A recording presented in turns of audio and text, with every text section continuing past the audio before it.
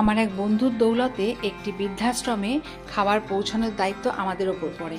মানে খাবারের অর্ডারটি আমরা পাই। মেনুতে কী ছিল সেটা আগে বলি। মেনুতে ছিল কড়াইশুঁটির কচুরি, আলুর দম, পোলাও, দই পটল, চাটনি, পাঁপড়, পনির, মিষ্টি আর জল।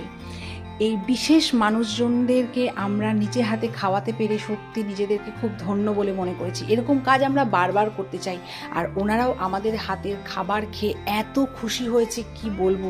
ওনারা দু হাত তুলে আমাদের বারবার আশীর্বাদ করেছে যে তোমরা মানে কুক মাই ফুড আরও অনেক বড় হও, তোমরা আরও অনেক অনেক অনেক কাজ করো। সবটা ভিডিও অবশ্য আমরা করতে পারিনি, তোমরা নিজের মুখেই শুনে নাও ওনারা আমাদের খাবার খেয়ে কত খুশি। ভালো আছে তো? রান্না খুব সুন্দর, অপূর্ব রান্না, একদম ঘরোয়া স্টাইলে রান্না হয়েছে। ঝাল হয়নি তো? ঝাল কিছু? পুরো ঝাল না, একদম পরিমিত সব কিছু। দারুণ খাচ্ছি আমরা, খুব আনন্দ করে খাচ্ছি।